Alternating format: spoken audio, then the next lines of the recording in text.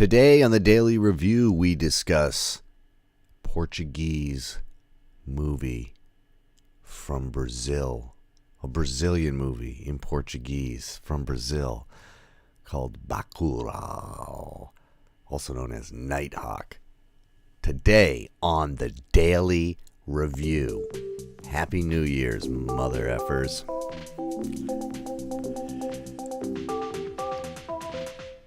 And therefore I remain at service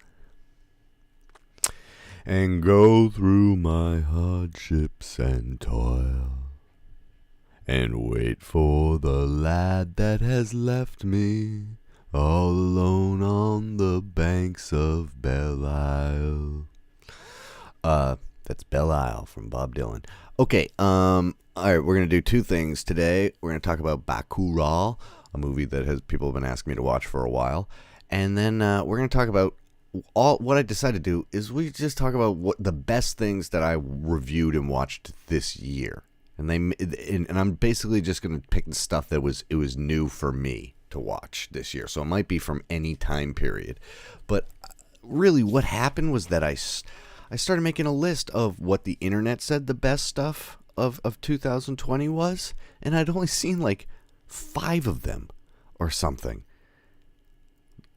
that interested me, I guess. But they like it would be so uncomprehensive if I did a top, like any top, because I haven't even seen Soul, or like Herzog had a movie called Family Romance LLC that I didn't see. Abel Ferrara had a movie. Those nerds that made The Endless had a movie. There's a documentary about the band that I didn't watch. I didn't watch On the Rocks. I didn't see The Godfather, Coda.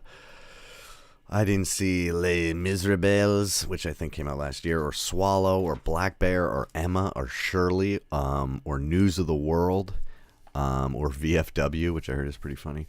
The Dark and the Wicked, Blood Quantum, Desert One, Beanpole, Another Round, which is a Peter Vinterberg movie, Vast of the Night, Working Man, Baby Teeth, any of the Small Axe movies, Mogul Mogwai, Mowgli, I don't know what that, Class Action Park, Nomadland, Saint Maud, La Llorona, One Night in Miami, The Last Tree, Blow the Man Down, St. Francis, Time, Never, Rarely, Sometimes, Always, Wolf Walkers, City Hall, which is about Boston, which is Frederick Wiseman, one of my favorite documentary filmmakers ever, and it's like 5 hours, and Colin, who will eventually be on, saw it, and he was like, it's affected my life. I feel like I was in Boston because of the accents. Anyway, and Driveways. So there's just like, and that's only like, I'm only touching on a few of them. So those are all some of the best movies, and I was like, oh God. Oh God. Yeah, and I, like, there's so many that I've wanted to watch, and I just, for whatever reason, like half those movies, and I'm not being pretentious, I would have seen them in the theater this year. There are people who can attest to it. I have the movie ticket stubs to prove it. So I just like missed out on so many of those. Luckily, I was able to download many of them, and I'm on the path to watching those. So anyway, Bacurau. This movie is phenomenal. It kind of was built up pretty big for me, and it pretty much lived up to the hype. I really liked it. I really, really liked it. There's nobody in it that I think most Westerners would recognize except for Udo Kier, who's, staple of weird movies. Very interesting guy, German actor. And he's actually, speaking of Herzog, he's in a handful of Herzog movies. He's actually my least favorite actor in the movie. I liked not knowing everybody there. And I'm sure a few of those, actually one guy, Lunga, he looked familiar. I've seen him in something. Maybe, I don't know. So anyway, what this movie is about, I'm not going to spoil it because I know most people have not seen it. It starts with the title A Few Years From Now. So it's like a sort of a futuristic movie. Very tiny, like a little spicing of futuristic stuff. And we have this man and woman driving a water truck in kind of very rural western Brazil. And it's unclear, but there's some sort of apocalyptic feeling situation going on. Like everything's kind of gone to shit. Gee, I wonder if we can relate to that. And you're immediately like, this movie's going to be really symbolic, right? Because you're driving a water truck, and that represents life. And you're just like, oh, this is good. And they come upon all these coffins, and like a car accident in the road, and all these coffins have gone everywhere, have fallen off a truck. And you're like, oh boy, this movie is, this is going to be a slow up the see, I'm saying a lot because my mom pointed out, which I want her to do. This is good. My family members will go, here's some criticism about your show. My dad was like, to stop swearing. And I said, shut the no, I'm just kidding. He's right. And my mom's right as well. I use a lot of filler words sometimes, which is the word and like. So I'll try to back off on that. But now that I'm conscious of it, I will say it 10,000 times in a row. Fuck. All right. So they get to the village, and the matriarchal grandmother has passed away, and it's like, oh man, everything is just bad. And then you start getting this feeling like it's a Western. It's the little town in the West, and some bad force is coming at them. And then a politician comes by, Tony Jr., which is totally a Trumpian type character, which, somebody's going to write a paper about all the Trumpian characters in this time period, that permeated, everything from Diego Luna and what's his name from Birds of Prey, in that Birds of Prey movie, that were totally kind of patterned after Trump. The Diego Luna one in Wonder Woman, it's like his name should have been like Schmonald Brump, Anyway, little champagne left over from last night. That doesn't help with the filler words either. Gugh, flat. Ugh.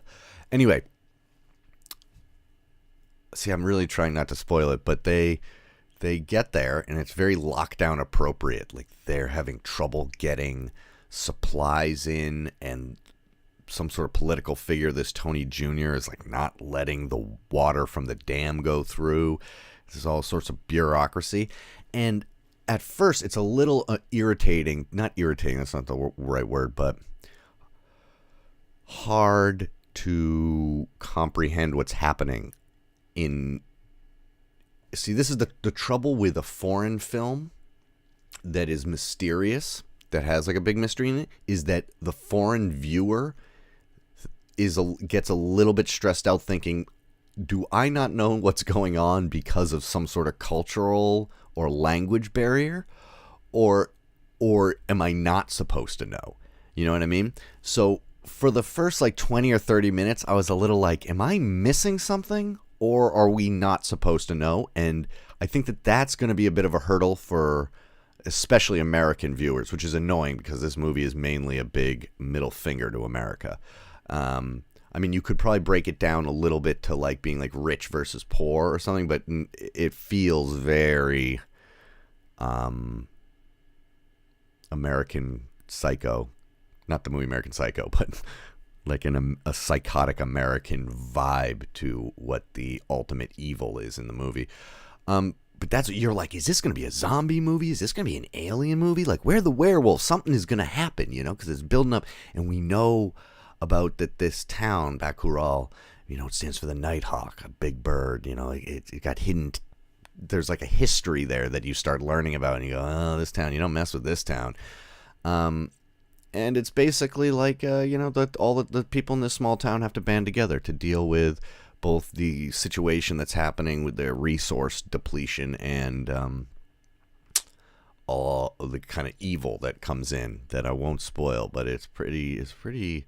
Well, at the hour point, you're like, what? Something happens. No, 45 minutes. Something happens where I was, which I totally won't spoil, which I was like, what the hell?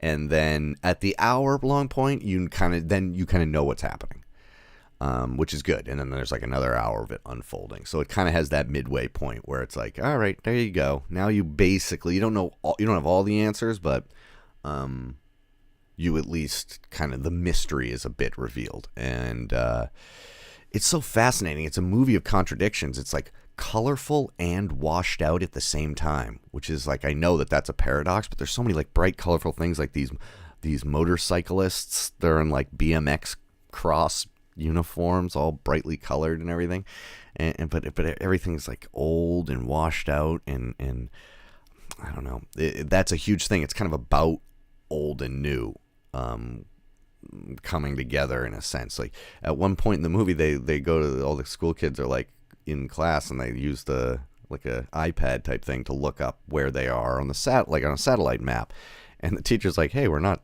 there," and they're like, "Oh, let's go in and look at the other use the big computer, like regular computer." They can't find it. And he's like, and then he just pulls like a hand-drawn map down. It's like they've eliminated this town from the map. And you're like, I see what's going on here. This is like about how America, or maybe the world, but I'll take it. As an American, I'll take it on the shoulders here. How America feels about the small people and places of the earth, even within its own country. Just have like no respect for that anymore. And it's strange because 80 years ago, that was like what we were all about. And the city was full of sin and problems and lacked God, and now it's like screw you, backwater country. You don't help us. You can't get famous or make money there. Like where and so it's like a interesting cultural shift, and that's like it's totally what America thinks of. Oh, like that. There's small places in the world, rural places in the world are just full of idiots like scrabbling around in the dirt, which is not true, And that isn't what I was saying when I was reviewing Hillbilly Elegy. I was saying that's what that movie was saying, which is very small-minded, And what this movie does is it rides that line by looking almost like a documentary, but then having like perfect, when there's gore or anything that needs to happen, all of that stuff happens perfectly. And then there's like a tiny bit of technology worked into this rural environment, and it really it reminds me of a lot of those films coming out of China 10 years ago or so that were all about like industrialization. I guess they still make them a bunch, but that's like a big rapid modernization of rural China. I think of that movie Still Life a lot, which is a dam is going to be built. Anyway, yeah, I really liked it. I thought there were some really interesting. There's one moment I love. There's this dog sitting in the street, and you kind of just like you hear like horses coming, and the dog's like, "What's going on?" And then there's like this kind of stampede of horses come running through the town. The dog's like, "Oh Jesus!" Gets out of the way just in time. I was like, that would never happen in an American movie. They'd be too afraid the dog would get trampled. The horses would be CG because they wouldn't want to pay like horse insurance or whatever. Anyway, what the movie's ultimately about, without spoiling, is about community and how important history and community and culture is, and that you don't throw that shit out. You don't bury that stuff. You don't bulldoze over it. You keep it alive. And that's one thing, and that all politics are local. A quote from Tip O'Neill, a senator and a Boston College graduate. That when it affects you, you have more, weight in the matter. I thought it was great. I would totally recommend it and check it out. It is not. I had to get it from a place. I had to get it from the Black Lodge, but I'm sure it will be on something pretty soon. I think it's on Mubi, MUBI, which is the person that's when I get to 1,000. Although we're going down in subs, what the hell? But if we get up to 1,000, maybe that's when I'll contact Mubi for a sponsorship, and then I'll have to start putting a little Mubi thing in the beginning. But I want a free sub to them. They have like a lot of great foreign films on there that are. If you steal them, sometimes they look like crap, which I never do. I never steal. Hey, there's a really interesting scene where they show this old. They have a cotton gin, and it's like, and it goes cotton gin, Waterbridge, Massachusetts, and I was like, holy crap, that's weird, because that's like a few miles from me. It's like 10 miles away, and I've been there. And then in this movie, that's like about a small town 4,000 miles away, or maybe more. Just seeing that, it's like, oh yeah, the world is small and interesting and interconnected in so many different ways. Even the fact that people from Ecuador and Brazil are watching this now. is bizarre to me. But it's a great convergence of themes and visual styles, and it's original, and it doesn't treat its audience like idiots. It unfolds the information in like very interesting and original ways, especially the ending and everything that takes place in the museum made me be just like, oh, that's how you make a movie. Hitchcock would be pumped about this, you know.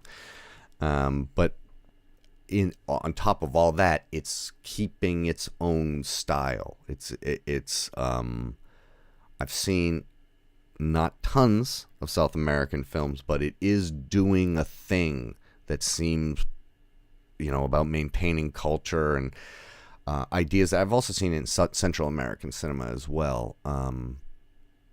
Yeah, I don't know, it's just one of the big themes that I've picked up on it. So but it's also what I'm saying. It's telling its stories its own way. It's not like copying a Hollywood style to be popular. It's doing its own thing. And yeah, I really, really liked it. I would recommend it. Yes. So I'm just gonna look through on here. This is everything I've watched this year. And I'll just briefly go through this unless it gets super boring, and then you guys can someone will text in and go, "This is boring," and I'll go, "Okay." But I'm just looking at Instagram. I'm going all the way back. It's funny to watch. Look how bad the original Instagram design was. The evolution's kind of interesting. So I'm not going to go through every movie, but I'm just going to pick out the ones that I saw for the first time this year and really loved.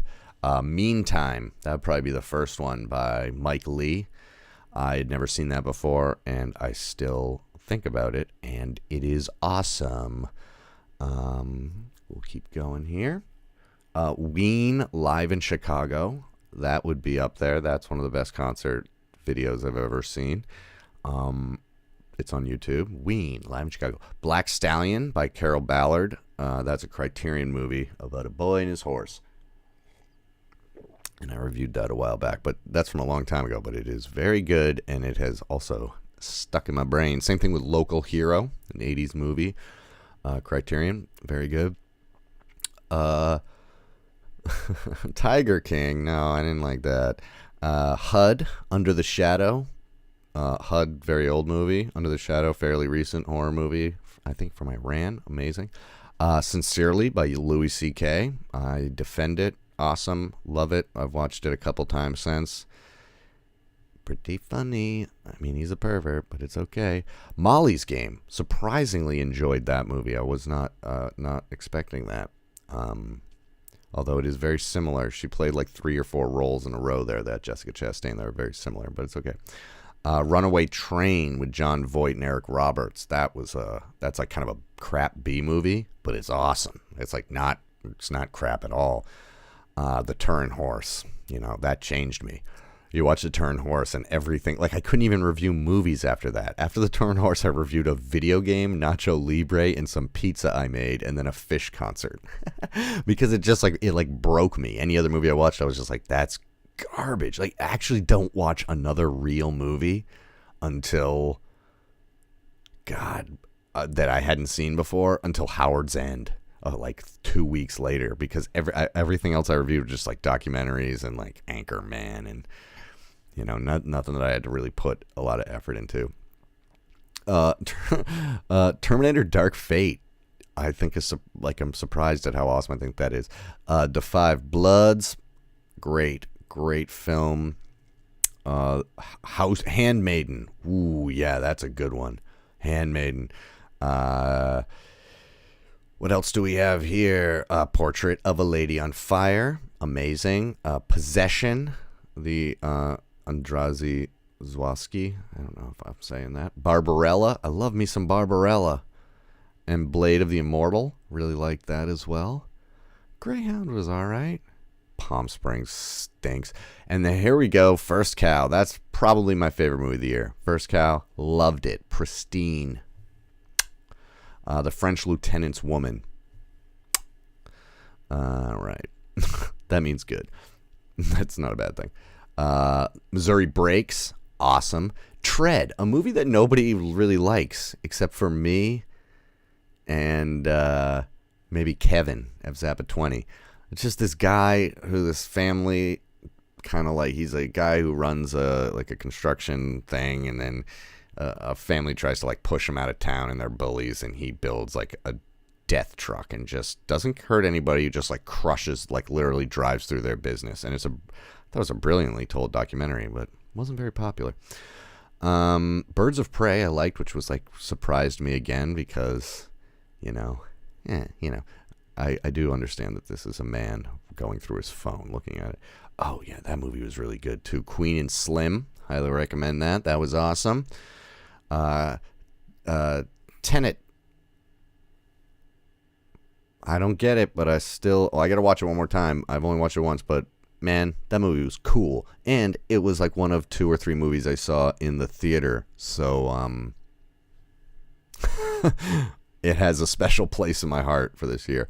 And I didn't realize how much it bombed until I started like reading about it, Ghosta, my favorite TV show in maybe 10 years. I love Ghosta. I stand by it. We're going to do Ted Lasso soon. My brother's a big proponent of it, and I almost finished it. So we're going to talk about it in the next few days. Maybe tomorrow or Sunday, actually. So Ted Lasso fans, get aboard. Add me as a sub or whatever. Napoleon from 1927. That was pretty amazing experience. Again, I wish I could have seen that in the theater. That would have been amazing, but just watching it on the TV was pretty remarkable when they do the triple screen stuff. That was quite good. Remember, you can go back and look all these up on the Daily Review website. I guess it doesn't have its own website. Well, sort of. You can just go to larockafilms.com, or you can just do it here on YouTube. Public Enemy. Probably would be The Public Enemy, from 1931 would probably be one of my favorite movies I saw last year. And same thing with Exorcist 3, because I'd seen it before, but I hadn't seen it, Then this year I saw it, you know what I mean? And it saw me. Thunder Road, Jim Cummings, yeah. I can't believe that's one of those ones where I was like, I can't believe I missed that.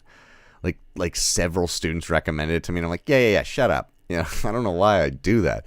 Essentially, they're like, I know you, Joe. You're going to love this. I'm like, okay, I'll get around to it. I don't know. It's hard when somebody recommends something to you with passion. I don't know why that makes it harder. I don't know. There's like some sort of like commitment or something's placed on it. It's almost better when you just stumble upon something or when you let it come to you, much like love, which actually doesn't work. It's my goal.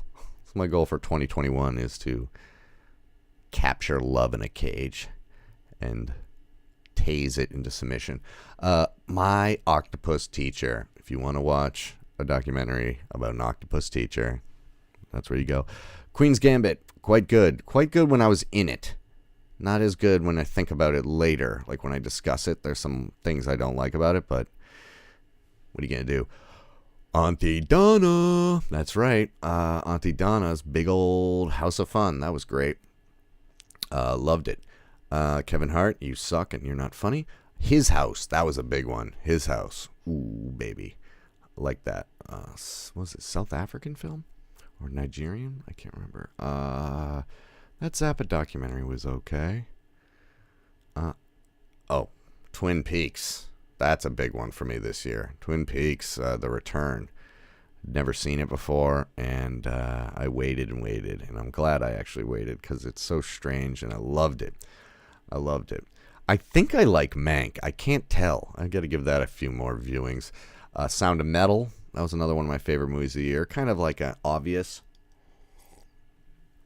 American indie movie in a sense, but it's great. Moonbase 8. Ooh, baby. Love me some Moonbase 8. Highly quotable, rewatchable. Very good. Ma Rainey's Black Bottom, very good. I feel like I saw that in a playhouse, like I was saying. Then, Mando, season 2 was very good. And just talking, we'll get to that in a second. Wolf of Snow Hollow, awesome. God, that was an awesome movie. That's the other Jim Cummings movie. It was a Jim Cummings year. And Cop Show would probably be the last highlight. So yeah, that's the quick run through of things I liked this year. There's probably stuff I missed, stuff I watched and liked and didn't review for whatever reason. But that's all I got. And but more importantly, I've enjoyed like talking to people, like even especially in the past few months as the show's gotten more professional. Or let's not go far with that, but we're getting towards more professional. Having Gotham on and having Justin on, having Kevin on, it's been great. Especially the two that I had never really met or talked to before. That are now in some degree a friend of mine. Okay.